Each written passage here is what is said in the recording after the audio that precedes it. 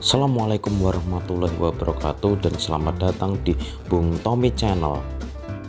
Jangan lupa untuk like YouTube dan klik tulisan subscribe untuk membantu Bung Tommy Channel. Penyiksaan polisi kepada santri memicu amuk rasial di Tasikmalaya. Pada Kamis, tanggal 19 Desember tahun 1996. Berawal dari santri pondok pesantren Condong Ciberem bernama Rizal, 15 tahun. Sebenarnya anak tersebut bukan santri mukim, tapi santri kalong di Condong, pulang ke rumah tidak mondok. Rizal berbuat kesalahan dan dihukum oleh Ustadz Habib karena kepergok nyuri barang-barang milik santri lainnya, saat itu jumlah yang dicurinya sebesar Rp130.000. Rizal dihukum dengan cara direndam selutut di empang pesantren. Sebenarnya ini adalah hukuman ringan yang biasa dilakukan di pondok pesantren itu.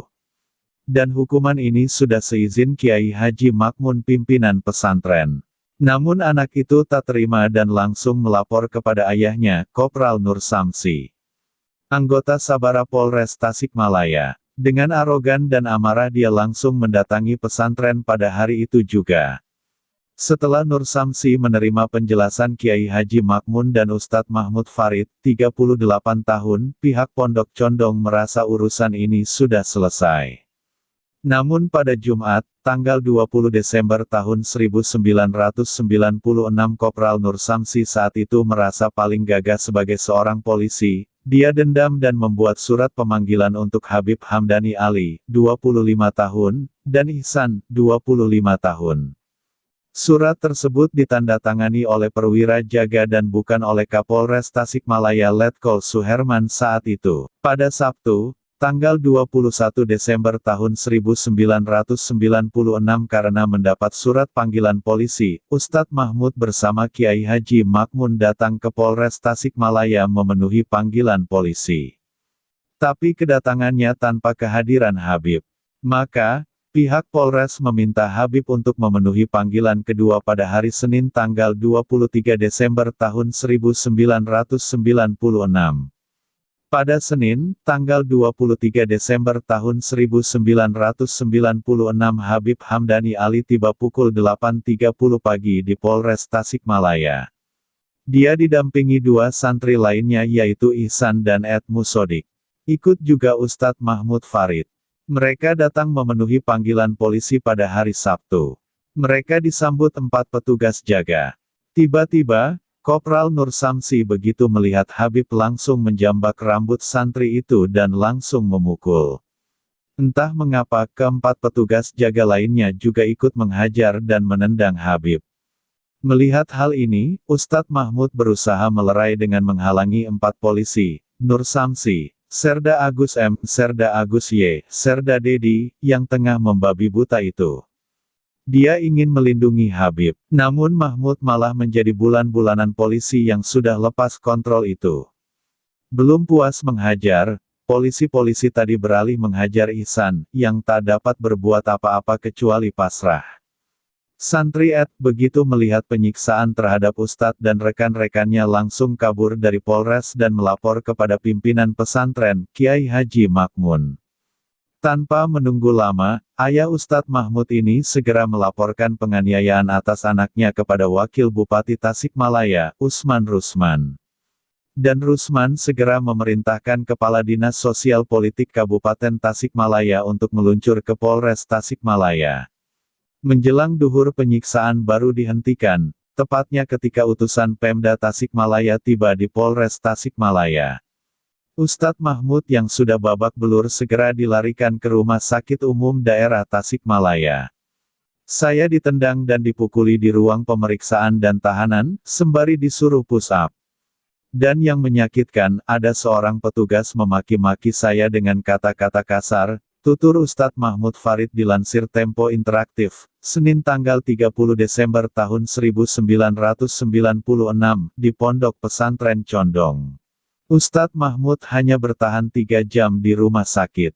Karena, rumah sakit seperti, dikepung, santri dan masyarakat Tasikmalaya yang terus berjubel dan ingin melihat kondisi Mahmud.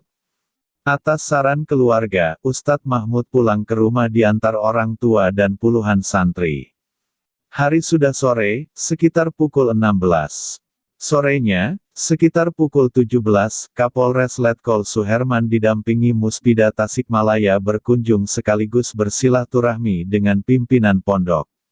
Dalam pertemuan itu dicapai kesepakatan pihak pesantren tak akan menggugat polisi yang menyiksa pengasuh condong. Kapolres pun meminta maaf atas perbuatan anak buahnya dan segera akan menindak oknum polisi tersebut.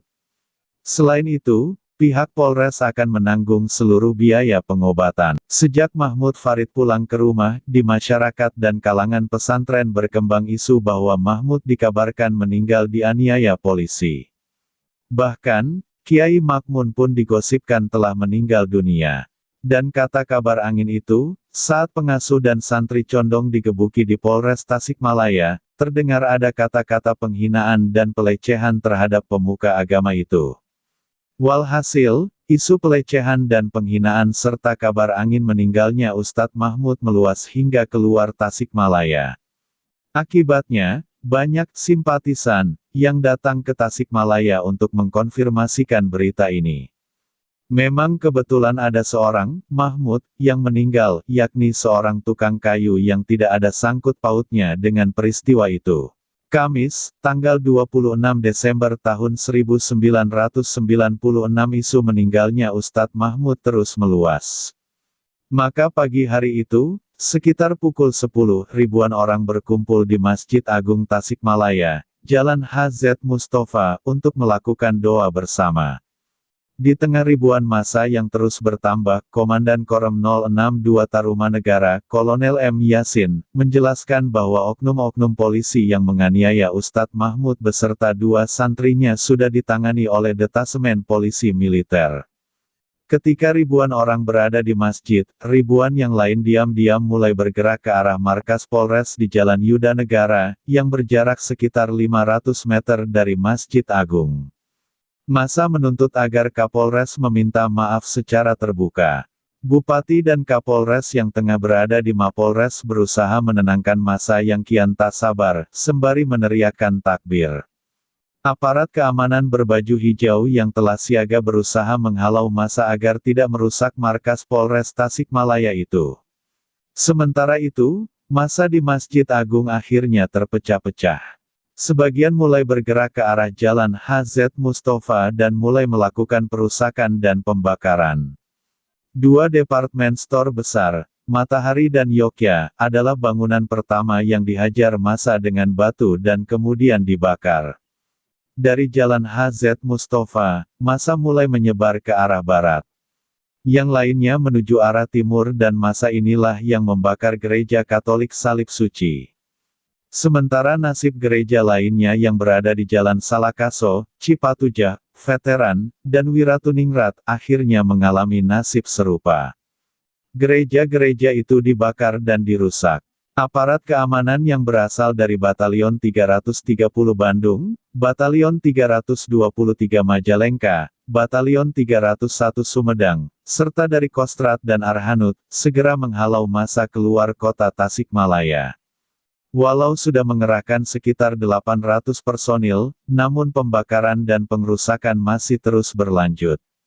Bahkan kerusuhan meluas hingga Ciawi yang berbatasan dengan Kabupaten Ciamis, yang berjarak sekitar 50 km dari Masjid Agung Tasikmalaya. Massa yang sudah menyusut, ditaksir berjumlah 5.000 orang, masih merusak dan membakar 3 pabrik, sejumlah toko, serta membakar mobil yang diyakini milik warga non-pribumi. Kejadian serupa juga terjadi di kawasan Sawalu yang berbatasan dengan Kabupaten Garut. Selain toko dan kendaraan, beberapa mapolsek dan pos polisi dirusak massa. Aksi perusakan dan pembakaran di luar kota Tasikmalaya berlangsung hingga Jumat dini hari, tanggal 27 Desember tahun 1996. Sementara di kota Tasikmalaya, aparat keamanan baru dapat menguasai keadaan sekitar pukul 17 waktu Indonesia Barat pada hari Kamis naas itu. Di beberapa tempat saat itu masih terjadi pembakaran mobil, motor, dan apa saja milik warga non-pri. Pukul 21, Panglima Kodam 3 Siliwangi, Maijen TNI Tayo Tarmadi, datang ke Pondok Pesantren Condong untuk mengetahui kondisi kesehatan Ustadz Mahmud dan bertemu dengan Kiai Haji Makmun. 1 jam kemudian Pangdam mengajak Kiai Haji Makmun untuk memberikan penjelasan kepada masyarakat melalui radio di Pendopo Kabupaten. Dalam penjelasannya di radio, pimpinan pondok pesantren berusia 74 tahun itu, membantah isu bahwa putranya, Ustadz Mahmud, telah meninggal dunia. Ia menegaskan, bahwa kondisi putranya hingga malam itu dalam keadaan sehat walafiat. Dalam peristiwa itu sempat ditahan 106 orang, namun sebagian dibebaskan karena dianggap hanya ikut-ikutan. Sedangkan yang ditahan di Polres Tasikmalaya tercatat 89 orang, 3 diantaranya wanita. Sementara korban yang meninggal adalah Kiowi, 60 tahun, meninggal karena terjebak api, Eli Santoso, 34 tahun, tewas karena penyakit jantung. Keduanya adalah warga keturunan Cina. 2 orang lainnya tewas akibat amukan massa dan terjatuh dari truk saat kerusuhan terjadi. Kedua korban terakhir ini diduga ikut dalam rombongan massa. Jumat sampai Minggu, 27 sampai tanggal 29 Desember tahun 1996 masyarakat Tasikmalaya masih diliputi ketakutan. Puluhan toko dan pabrik banyak yang menghentikan aktivitasnya.